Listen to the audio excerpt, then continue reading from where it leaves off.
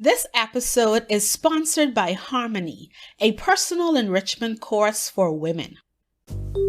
Fearfully and wonderfully, I was made, created to have dominion. I am not afraid. There is no duplicate, no carbon copy of me. I am an original. I am free to be me. Welcome to Living Loved and Free with Carol G, brought to you by Pathway Kingdom Life Coaching. At Pathway, we believe life is a journey. Thus, our podcast provides a weekly pit stop for Kingdom women to pause, reflect, and refuel. I am your host, Carol G, and I am super excited to share practical, Kingdom-inspired strategies to help you know your worth, love yourself unconditionally, and unapologetically be your most authentic self. Here is this week's transformative message. May it inspire you to be the best you possible. Today's episode is a replay of a segment of Motherhood Chronicles Stories of Hope and Healing that I did as a part of a Facebook Live series in May 2021. In this episode, I talk with a very special guest about her motherhood story. We touch on her healed relationship with her mother and the story of her two angel babies. This episode will inspire you, encourage you, endear you, and most importantly, let you know that no matter what your motherhood story is, you are not alone. What a May this has been. I've been talking about motherhood all month, and it has been so interesting to be able to meet with wonderful women like our guest, Dr. Tia Johnson, and the other women that have been a part of this Facebook Live series that we're doing. And you know, it's such an important conversation. It is such an important conversation. I had a gentleman that read the book recently. He watched the last live video and he clicked on the link. So I get an email every time someone downloads the book, and I saw an email, someone downloaded it, and I looked at the name and I'm like, this is a man. Like, oh my goodness. I was like, maybe he made a mistake. I'm like, but the title is clearly Motherhood. Right. But he knows me and he wanted to support me. And so he read the book and his feedback was priceless, Tia. It was like, oh my goodness. He was like, this is for anybody. He's like, I'm not a mother and I'm not a daughter, but I could relate. So it was so powerful. And I'm like, yes, because the thing about it is that motherhood affects everybody. Yes, right? Because either you came from a mother, you want to be a mother, you're trying to be a mother, you've decided that motherhood is not for you. Yeah. Or you are a mother. Correct. So in some way, motherhood affects every human being.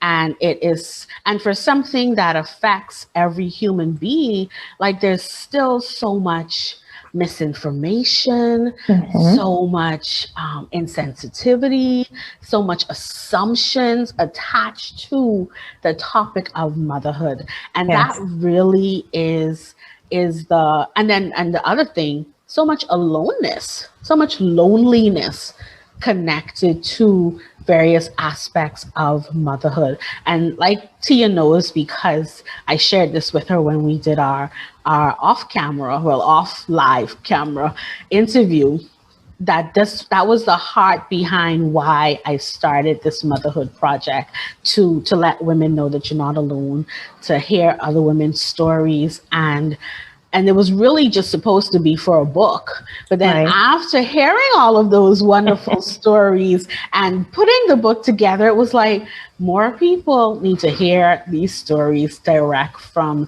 the mouths of the women the stories belong to, because let's just face it, everybody is not a reader, right? Everybody is not going to read. And even if you read the book and it's a great book, Tia, have you read the book yet? Yes, I have. Did you like the book? I loved it.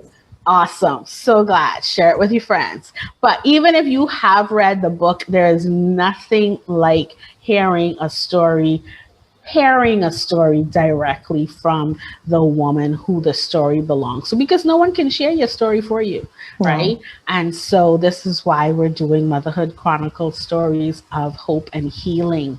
And tonight is segment 6, and tonight we have Dr. Tia Johnson with us. And so I apologize. I am Carol Griffiths, the Kingdom Life Coach at Pathway. This topic just excites me so much. I love being in this space with wonderful women.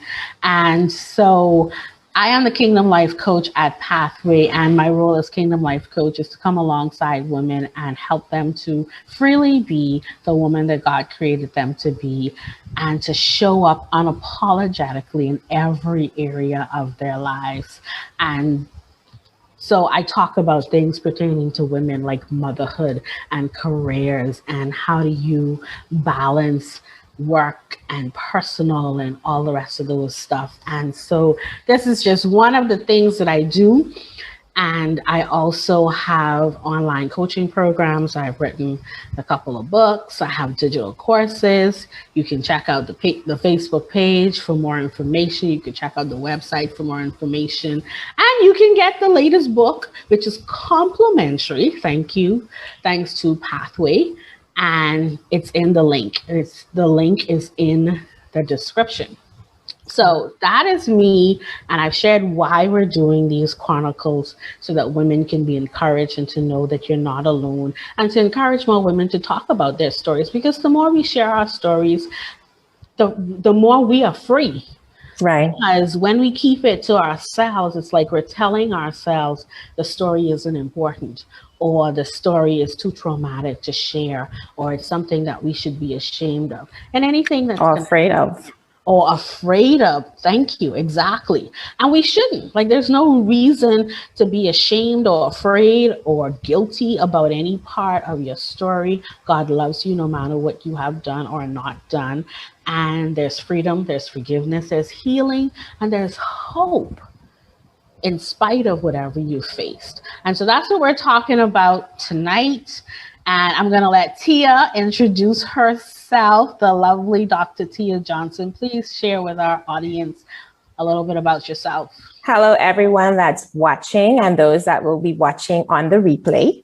I am Dr. Tia Johnson. I'm a chiropractor by profession. I am the wife of my chocolate chunk, Moses, and we are parents to 2 angels.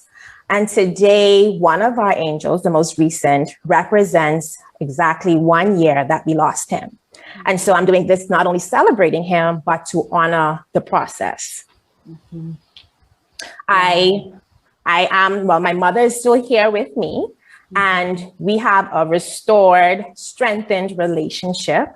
We stood the test of time, and we are very close now. Mm-hmm. And I hope she's tuned in. Mom, if you're watching, please say hello so that we know that you're here. Anybody else who's watching live or in the replay, please say hello to us. Let us know where you're watching from. Both Tia and I are in Nassau, Bahamas, and it is nice. We have nice weather. It's not cold at all, but it's not super hot.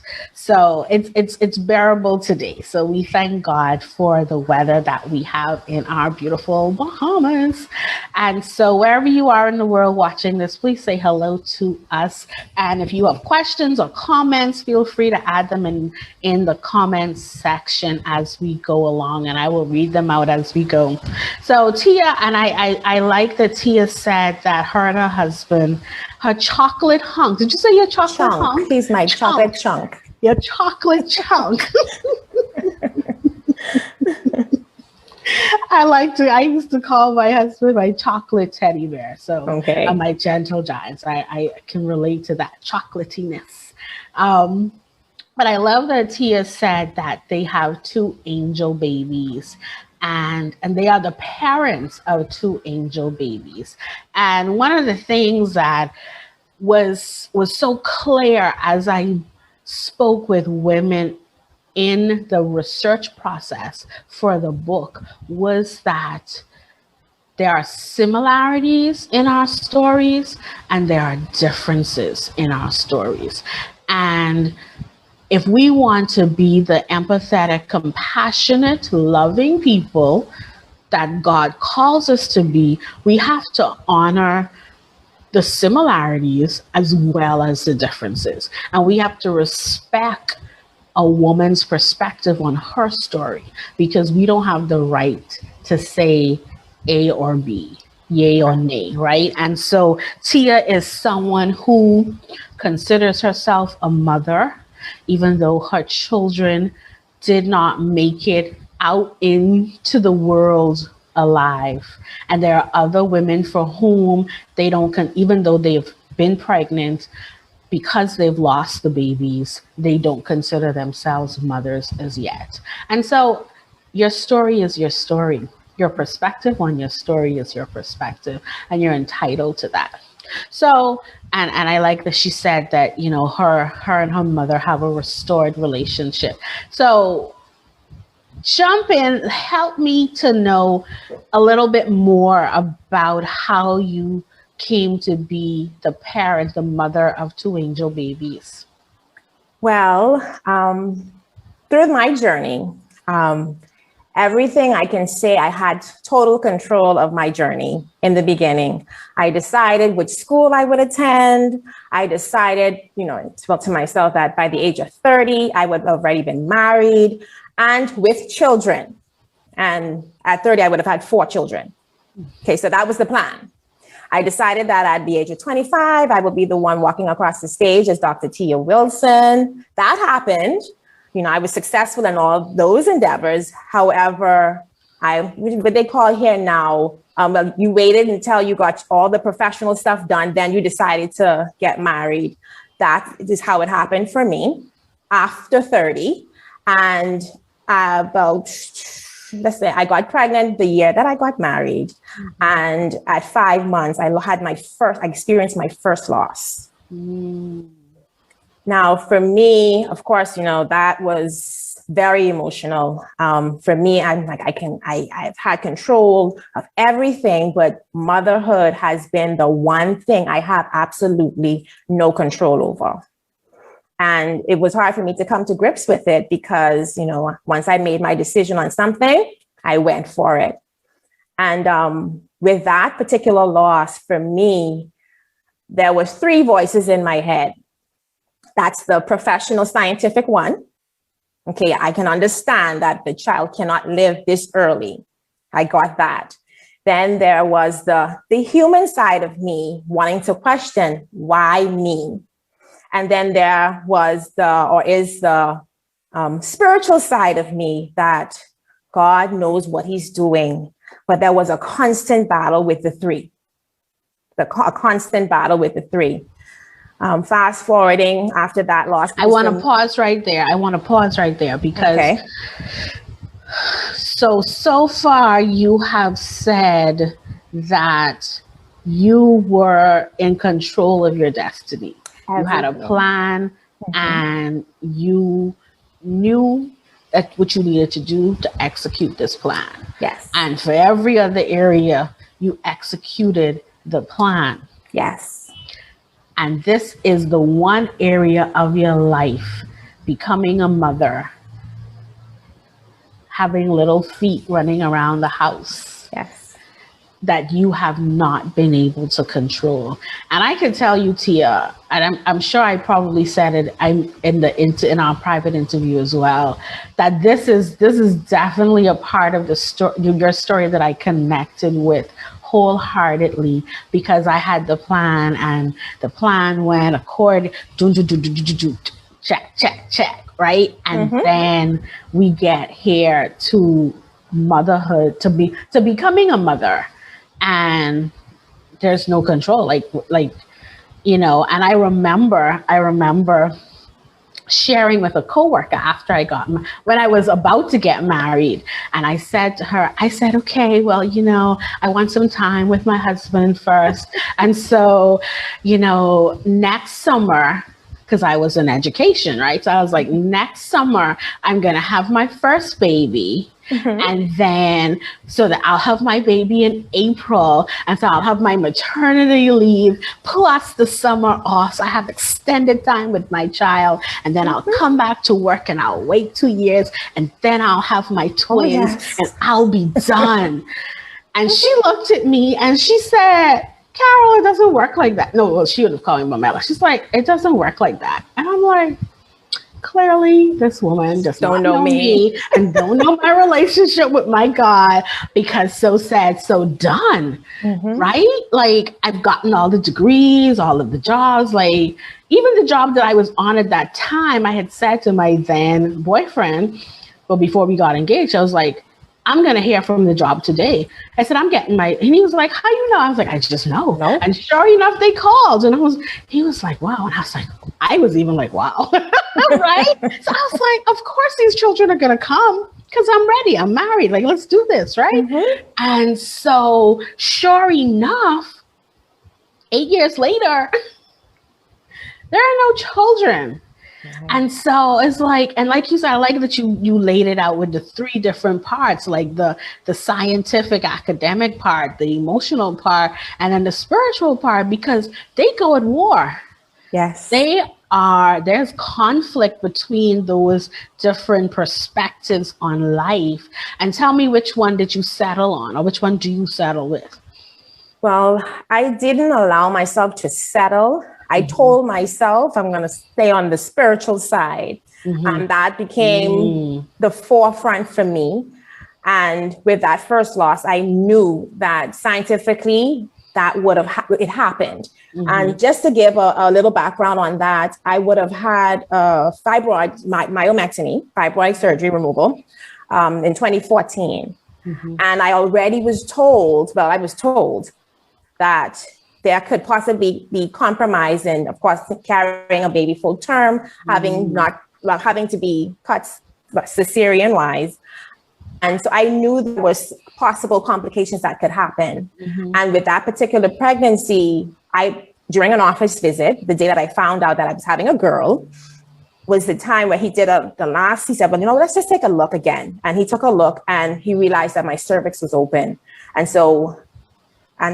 lo and behold, this was the same time when doctors were on strike. And so the doctor's office called and, the hospital would ask, is this an emergency? And I'm like, if the doctor is calling, it is an emergency. But there was no availability in hospital. I waited for 7 hours and went into active labor. Wow. So for me, it was a lot, but with just talking to myself and I have a village. I have a village and I am so grateful for my village. People were there. They loved on me. My mom, I'm her angel baby, her rainbow baby. And so she was there. And I think she got healing from it because we were able to talk back and forth and she was able to open up to me about what she felt when it happens to her. I understand. That makes sense. So this is pregnancy number 1, and you had your situation in the midst of the doctor's strike. And so baby number, and Moses is in the comments, my sexy wife, strong woman. The village, let me tell you, your village. That's my MVP. Your village you got all kind of hearts. I know you can't see the comments right now, but you're going to be able to go back when you're finished. But I'm seeing the comments and listen, your village comes strong for you, sister girl. They are all like sending you hearts and love, and someone's ready to cry in here. Oh goodness. So, this is really special. And I'm thanking you for sharing it. And so with the second, you were about to share about the second pregnancy. Wow. Of course, with any loss and the baby after, the pregnancy after, there's mixed emotions. You don't want to celebrate because you're afraid that it can happen again. But you don't want to take away from that pregnancy. And so, yeah, I kept it a hush hush, but the pandemic made it a lot easier. And so I was at home, and both of my pregnancies were amazing pregnancies, no sickness, carried them well, everything checked out well, no high blood pressure, nothing, no problems. And we went to 8 months with him. And when it happened, of course, we had the lockdown. I was a weekend lockdown, and we did the call. We got to the hospital. And of course, with my background, I'm walking in. My husband couldn't be there. So it's already a traumatic event. So in my mind, okay, this isn't Braxton Hicks. This is pregnancy contractions. And we got there. So I walked in and I was just like, look, I have the cerclage. I have a cervical stitch. This is this. I'm this week's. This is what it's happening. I'm leaking. It's compromised. Okay, go and sit over there. That's what I was told. That experience was a horrific experience. Inhumane. They were telling you couldn't use your phone, but of course, like a child, I stuck my phone in the side of me so I could keep my husband up to date, because I know he would have been going crazy because they ran him, told him he couldn't be there. And we understand that it's a pandemic. Okay. Sat for hours. The nurses that station, they changed shift. Nurse, and she was amazing. She stumbled upon me. No one told her that someone was there. I was the only person on the ward at that time. And she came to my aid. It's been over an hour that I would have been sitting. And, I called my doctor. I said, y'all need to give him an update. What's going on? They used it as a learning experience at one point. And I was like, look, I'm compromised. I need help. That help didn't come. I ended up calling a girlfriend of mine and a soror of mine who works at the hospital. She happened to be on that night, but she was on the COVID side. And her being on the COVID side, she could not come over. Literally, the doctor that came down came out of surgery from a delivery and realized that I was still there, and she left me there. And once she walked me over, her comment was, we did the scan, and she said, I'm so sorry, there's no sign of life. And at that point, of course, I cried, and I was like, I immediately called my husband. I said, look, I'm not doing this anymore. I am done. This is spiritual. Listen, I was there, but he was comforting. He was there talking to me. I'm sure he was dealing with his own feelings at the time. But of course, as a man, he's, have to be that strong person for me. And with this particular loss at 8 months, it was unbelievable for me. And though the prognosis came back that my placenta malfunctioned, I still believe that if once I walked in and they took that opportunity to act swiftly, there was still a chance. However, it wasn't the will of God. I have to remind myself that always. It's not about me. It's all about him and the plan that he has for me. And they tried to rush me. We can take the stitch out. And if they did that, I would have went into labor and I would have had my child there. And my doctor said, do not allow it. I will come first thing in the morning, which was in about 2 hours. He would have came. It was a bad experience. Again, they were like, the business office is closed. You have to sit over here and wait. Not an emergency. And I literally walked from one ward to the business office the next morning with my mom, and literally they were of no help. My doctor had to come there and do everything at the business office for them to move. Then we finally got a room and everything was done. And I was adamant, we want to be strong. And I told my doctor, I said, no, I'm going to be awake for this delivery. Because with both losses, I had the natural childbirth with the first one. And with the boy, I had cesarean. And so he made the decision only until I got on the table that, no, we're putting you to sleep. And I'm thankful that he made that decision for me, because I feel I wouldn't have known what to do. I think it would have been very emotional for me. And though that experience was so hard, I can truly say that God put the right people in the right places. Every nurse that I dealt with spoke life to me. Every nurse that dealt with me expressed their losses. I had one nurse, she had experienced 7. And that's when I initially noticed that I knew that the power of my voice is important when it comes to healing. Now, it wasn't easy in the beginning, but for me, I knew that I needed to get there because that's the only way I can start the process of healing. And I mean, through the entire process, like I told you, my village was there. They were always there. It was to the point where I had to tell my husband, you could take a break, baby. Take a break. I need a break. Just take a break. He loved on me and he loved on me. And there were times where I just cried. There were times where I had good days and then the days just lengthened and the bad days were less and less. But that thought, that memory will always remain. And that's why I consider myself a mother, because I held both of my children. And I needed that. That was part of my closure. And today one sits on my bureau. I speak to him every morning. Good morning, Mateo. Some might look at it and say, oh, that's crazy, but that's for me. It's my child. Someone carried their child home to the crib and I'm carrying my child home in ashes, So it wasn't an easy feat for me at all. That is heartbreaking, heartwarming, powerful. Like, there are so many words to describe what you just shared. And I am so glad that you were able to,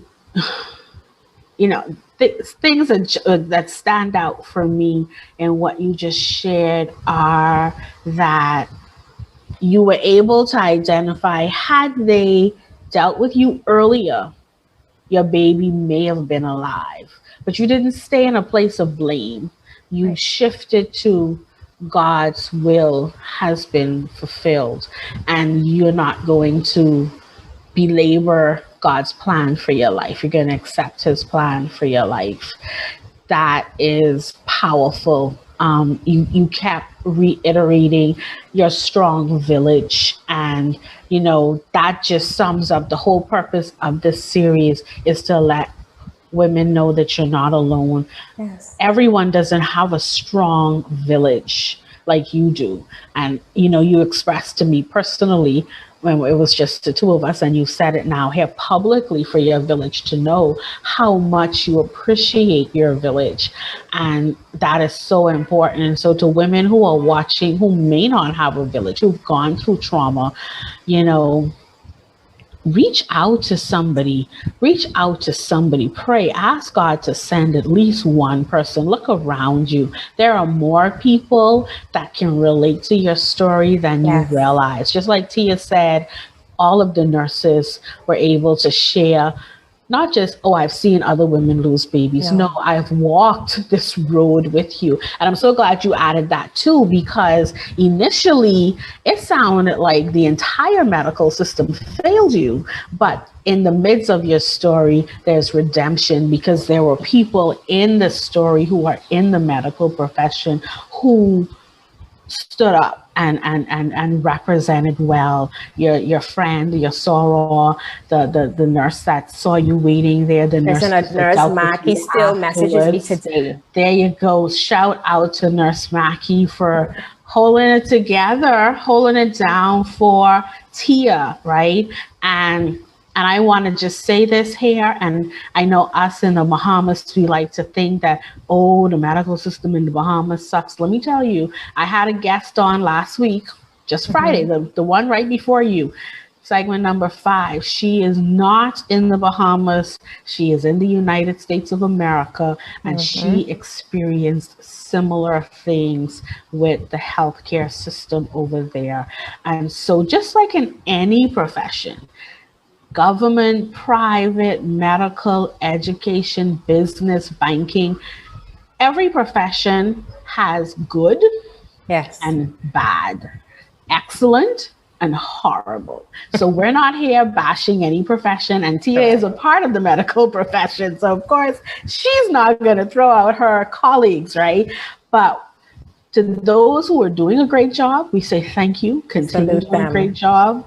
And to those that need to pull up your socks, please pull up your socks, because especially in the medical profession, life and death is in your hands. Life, and even when something that doesn't meet the official criteria for emergency, I feel like there needs to be more compassion to people who are ill, because you face sickness all the time in the medical profession. We lay people, we have well and we have sick. And for some of us, a cold could feel like we're dying. Yes. So you may not need to baby us, but show a little compassion, because people handle trauma differently. And like Tia shared, those are traumatic experiences, right? But so grateful that for your village. And so in the course, I had a question for you. What was one very helpful thing that was said or done over the course of these past, what has it been, 3 years now since you started this journey to becoming a mom? Mm-hmm. Yes. You said one thing that was helpful, that is one thing that was said or that was done that you found very helpful. Listen, my godmother, and everyone knows that's my second mother. Like, we are there. And she's also been one that has experienced loss. And so I had people, my innermost people, that would have experienced it, and they poured in information to me. And her first thing to me was, no one can tell you how you feel. No one can tell you how to mourn. If you want to scream, scream. If you want to holler, holler. If you want to shake something, throw something, do it. Whatever makes you feel good, do it. And I did just that.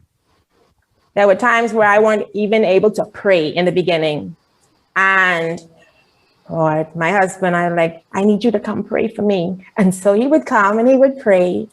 And it was one particular night, he was busy doing something. And I was just like, babe, I'm ready to go to my bed. I'm ready for you to pray. And he said to me, he was just like, you're going to have to shake out of this. You have to pray. You know God for yourself. And I know you could pray. And for me at the time, I was like, oh no, he did not just say that to me. So that side of me came out, and I was just like, okay, I got him. I went in the room and I started praying. And I don't know how long after he came in, and he was like, baby, you ready to pray? I was like, And I turned and I was like, I already prayed. I mean, I can laugh at it now, but it hurt me. You were in your feelings, but it was a blessing. Yes. It was a blessing. So that's two things that stands out the most for me. So I'm hearing you were given the freedom to own your grief and to mourn however you needed to mourn. And you had the prayerful support of your husband, and then also the tough love. And he probably wasn't even trying to give tough love. He was just like, could you wait, or could you pray yourself? Like this is what I heard. He reminded you who you are. Yes. You're God's daughter. Before you're Moses' wife, you're God's daughter. Yes. And you know God personally. So get in there and get it with your Father in heaven. And that is so important. We need, and things like this shake our faith. Things like this really disrupt us, because we're serving God faithfully. We did all the right things. Why am I being punished? Clearly, we have a wife. You ain't telling me what the wife is. So I'm just going to be vibing with you, God. Right? But eventually, we have to come back to the place of, it's only me and you. Yes. Because God is the only healer. Outside of them, and we use medical professionals like yourself and others for physical healing, but to get to the root of any kind of ailment, we need God. Yes. Because God is the one that gives you all the wisdom. He does. Right? So we need God. And so I'm so thankful that you got back to your first love, to your Father, and you're able to pray, and you're using your voice, and you're speaking so bravely. Oh my gosh, like to be able to share on this particular day and to pick this day to share on, right? To pick this day in honor. And Moses is saying there's still victory in every loss. Yes, Lord. Praise the Lord. That is so true. And let me tell y'all watching this, right? And I have to say this, like the wife in me has to say this because this is what I do and this is who I am. Tia Johnson has a good husband named Moses Johnson. That's Tia one good husband. Nobody else one good husband. So y'all don't be coveting Tia good husband, all right? If you're single and you want a good husband, there are good men available. Yes. You may not see them because what happens is God hides y'all from one another until it's time. Yes. I met my husband when I was 38. Okay. We didn't know each other very long. We got married very quickly. And so, like, my mother actually found him for me. I remember. Right? I told you this, right? And so I'm saying that to say sometimes we see these good men and we get so caught up in our feelings. But pray for Tia and her husband for their love to continue to bloom and flourish with God. Your people are loving you, girl. Yes. So, but I just wanted to say that because I know my husband always says how women like to approach married men because they feel like, oh, you're such a good husband to her. You could be a good man for me. And he's like, but if I leave my wife for you, I cheat on my wife with you, then I'm no longer a good man. So let's just hear the reality. That's not a motherhood topic. That's like a womanhood topic. But we need to say that sometimes. Don't be jealous for what other women have with their husbands because Moses wouldn't be a good husband for you anyway because he's assigned to Tia. For me. He's good for Tia. Livingstone is good for me. And your husband will be good for you. Trust in the Lord and wait on the Lord. Now, I want to end this. We're over time, Tia. It's such a powerful story. Ooh. We are at... Can we have like 3 to 5 more minutes of your time? I like to honor your time. Okay. Are you good with that? But if you need to go a little over, that's okay. Okay. All right. Mm-hmm. Okay. Mm-hmm. Because I really wanted to, and we talked about this in when we met, just the two of us, and I've been asking around, and I know I've experienced this too. So there are some things that people have said. Mm-hmm. That were not helpful. You have this great village and your intimate circle is awesome and they support you and they encourage you. But what about, have you encountered those persons who say things that rub you the wrong way, say things that cause you to give them the side eye, the stink eye, who are you again? Now you get the one who would say, just try again. It's not that easy. But I had an experience with one of my patients, and she has been a patient of mine from I began 11 years ago. Mm-hmm. And so she's like, my mom, like a mother figure. Mm-hmm. So she loves on me. However, she hadn't seen me in a while. And of course, I would have already experienced the first loss. And I think I wasn't sure if I was pregnant just yet with the second, but I was carrying a little bit more weight. Mm-hmm. And in the front where everyone sits in the foyer area, her remark was, "You getting fat." And so just how my face did that, I was like, okay, I walked back. I said, "You don't know what to say." And so I ushered her in the room and she's like, "Oh, you don't like that, eh?"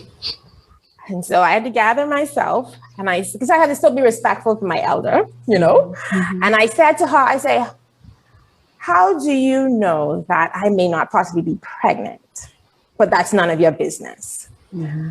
How do you know that I possibly would have just experienced a loss of a child, but then again, that's none of your business? Mm-hmm. And how do you know or not know that I could be on the brink of losing my mind?" Mm-hmm. And that's the top, that's what you're gonna come in and say.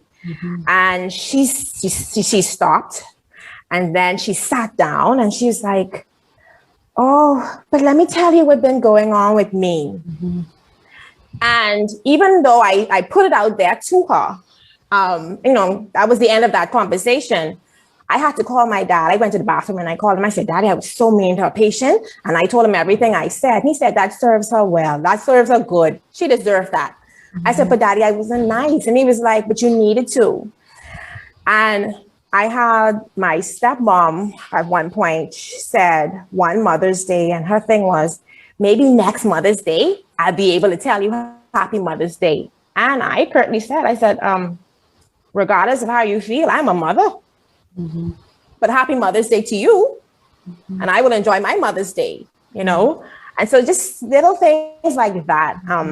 People aren't sensitive. But I am that one. I don't want you to tiptoe around me. I don't want the eggshells, because I'm still the world's greatest auntie and I love kids. I love on kids. If a child comes into my office, I don't see anyone. I just see the child. I automatically go towards the child, making sure they're okay. But those two stand out to me. And then there was the family hurt. Let me say this in particular. Of course, the day that I gave birth to my sleeping son, my cousin gave birth to her living daughter. And of course, I'm still gonna, after I got out of the hospital and I got the news, I congratulated her because it was her birthday as well. I still love her and I love my cousins, I love my family. So I don't want anybody to misinterpret what I'm saying. And obviously they would have forwarded the pictures to a family member, and in the group, of course, like 10 forwards came in. So it's, and I was just like, oh, let me see what's up. The first thing I see, and this is probably not even a week after my loss, and it was pictures of the baby. I automatically closed the phone because I automatically went into my feelings. And I called my dad. Well, you know this, I'm a daddy's girl. So I called him and I said to him, you would not guess what just happened. I'm just calling you to let you know that I'm leaving the group. No, Tia, you can't leave the group because I'm just after the pictures.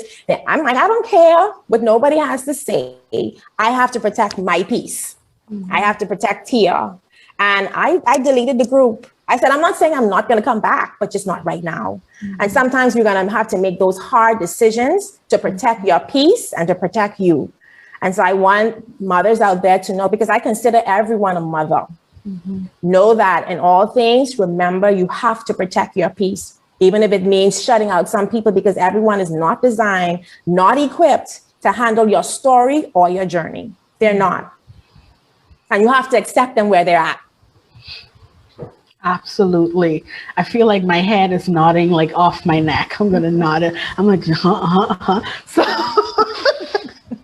because, yes, and yes. Mauricio says, preach, preach, sister, preach.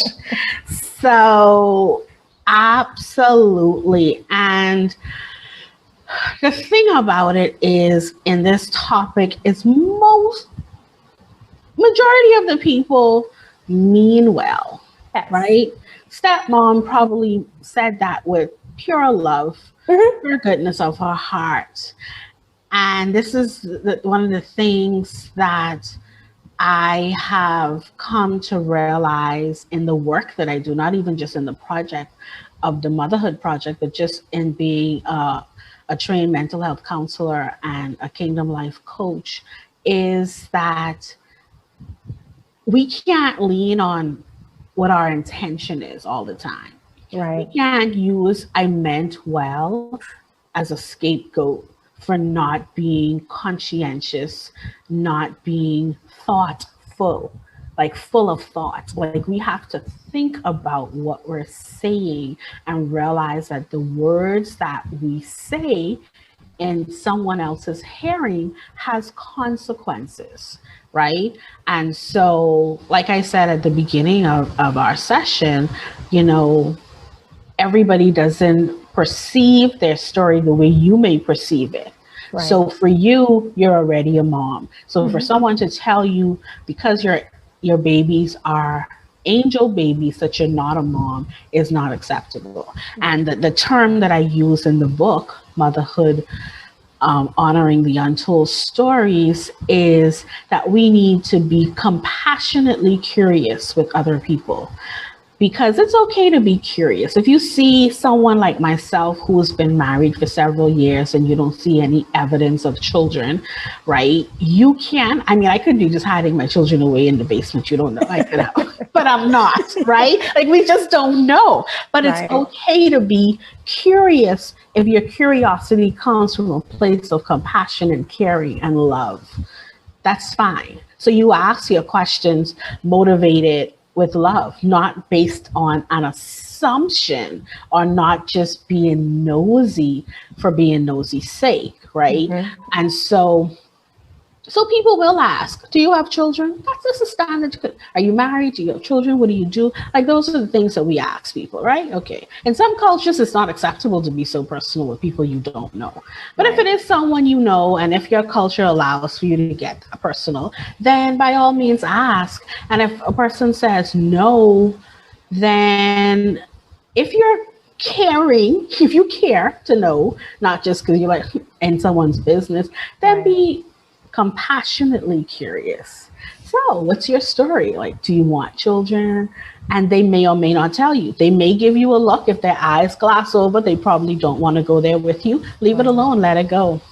And if they share whatever they share, accept what they share, even if it's someone that's close to you. Because in different seasons, a week after her loss, Tia did not want to see anybody's baby. But a year after her latest loss, she's able to come on Facebook Live and share about her 2 angel babies. So timing, approach, relationship, all of these things go a long way in terms of what someone is willing to share and what they're not willing to share. So the bottom line is to be respectful, to be mindful, and to care and to pause. You know, there's a saying, if you walk a mile in someone else's shoe, try to step into someone else's shoe. If you have easily gotten pregnant and you have no personal experience with the stuff that we've been talking about in Motherhood Chronicles, and everybody in your family just drops babies, like I can count the babies. I can count them from the start to now. I can count the babies. Right, because I know you shared some numbers, like the amount of loss, the amount of babies that came since you had your losses, right? And I had to be supportive. Listen, I had to talk to myself like, you're going to get it together, and this is someone you love, so you're going to have to support them. Absolutely. And that's good. And I love that you say that. And it's not that you have to, you choose to. I chose because you don't have to, because you could be salty. You could be in your feelings. I ain't buying nobody else no gift. I ain't doing nothing. But you choose to be supportive, right? And that's admirable. But even in the midst of choosing to be supportive, you have also allowed yourself to be mindful of how you're feeling. And you have the self-talk, and you have the relationship with God, and you have the support system. And so we have to allow ourselves, and this is what I'm hearing here, is you're a very self-reflective person. I am. You use introspection as a tool. You're in tune with your feelings. You're in tune with your needs. This is Mental Health Awareness Month. We got 5 more days in May. Mental Health Awareness Month. Hey, I'm all here for mental health, spiritual maturity. Tia is like my poster child for all things that I do. She's using her voice. She knows who she is. She has her community. She is willing to grow spiritually with the Lord. She's wrestled with God on some hard things. Yes. That is what I train women to do at Pathway. Like, we have to be whole, spiritually, physically, mentally, emotionally. We have to. And Tia is exhibiting all of the good stuff, right? That's necessary. So women out there, get yourself a community of safe people who you can trust to journey with you, to share your story. If you don't have organic community, then there are groups that you can find on Facebook. There's the Royal Access. And that's where I met you. Oh, there you go. There's the Royal Access group, and Corel is about to do another cohort for her May I Call You Queen. There's Catherine Coakley as well. Catherine Coakley, I just completed with her. Here, The Authentic Woman. Yes. Love it. Love it. Yeah. So Catherine Coakley does several cycles a year of The Authentic Woman. There's the Wife Her group. Yes. And they have things that they do in the Wife Her group. I'm about to roll out some more stuff with Pathway at AITSA Academy. And so get yourself in community. Some things are free. The Facebook groups tend to be free. Some things you have to invest. But correct. You are worth the investment. You are worth the investment. We spending money on hair and nails and makeup and eyelashes. Food. And people putting hips and food. Food is important now. Yes, it's all important. These things are important. But we have to be willing to invest in our mental health, our emotional wellness, and our spiritual development. We have to. Because honestly, especially, like, even though whether you're married or not, what attracts real, genuine people to us is what's on the inside, not what's on the outside. So you could put on all that glitz and glamour. Men smell insecurity. Oh, yeah. And neediness and fake a mile away, and they run. Mm-hmm. They may play with you, but most of them will not marry you. And if they marry you, they won't keep up appearances, and it's not going to be a God-honoring marriage. Right. So you have to be in tune with yourself. And if you don't have the tools to, and hey, notice I want you to say, Tia Johnson just completed a personal development program. She's a doctor. So we are always learning. I am the Kingdom Life Coach. I am trained educator, CPA, trained mental health counselor, and I still do programs too. I invest in me.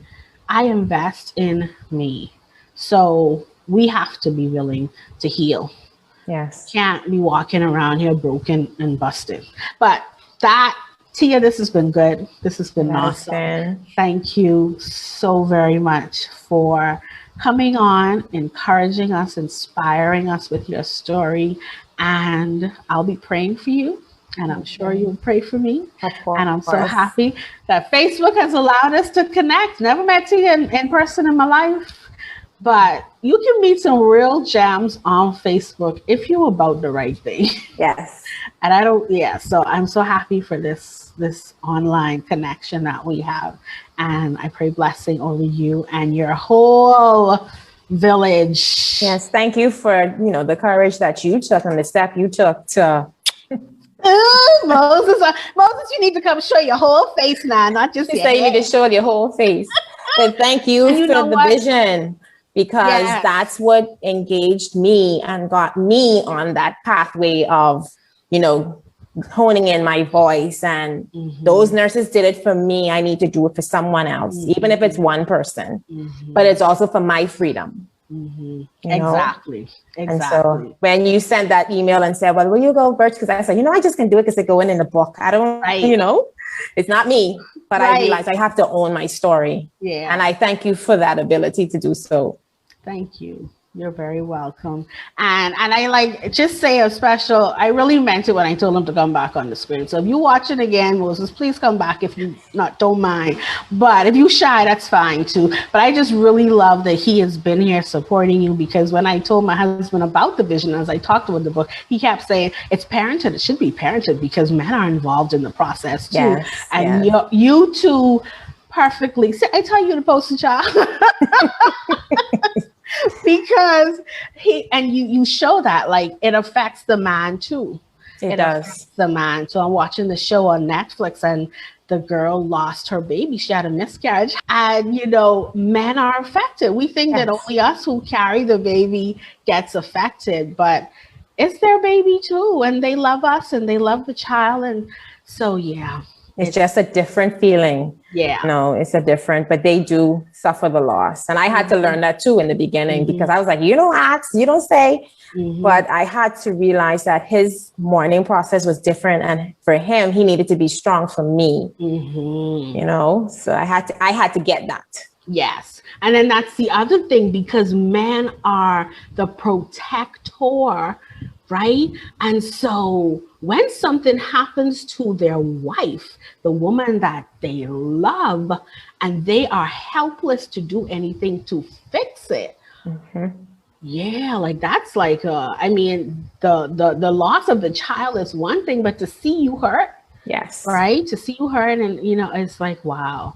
Yeah, so God bless Moses and Tia and the whole village. Yes, thank you to my village. I can't name you because it's so many of you, but you know what you have done and what you mean to me. And I love you. Yes, thank you. So thank you, Tia, to all of you watching live or in the replay. God bless you. We are praying for the best for you, and that you embrace your unique motherhood story and know that you are free to be the woman that God created you to be, even if it doesn't look like anybody else. Take care, everybody. Take care, everyone. Thanks for joining me for this episode of Living Loved and Free with Carol G, brought to you by Pathway Kingdom Life Coaching, where we equip kingdom women for loving relationships. We'd love to hear from you. Please rate, like, or leave a comment with your feedback, or send us an email with your thoughts or questions at info@pathwayteam242.org. We also invite you to join our email community at pathwayteam242.org. And be sure to connect with Pathway or Carol Griffiths on Facebook, LinkedIn, and YouTube. The link to connect with us is in the show notes. I am Carol Griffiths, your freedom coach. Until next time, remember that you are free to be the whole, healed helpmate God created you to be.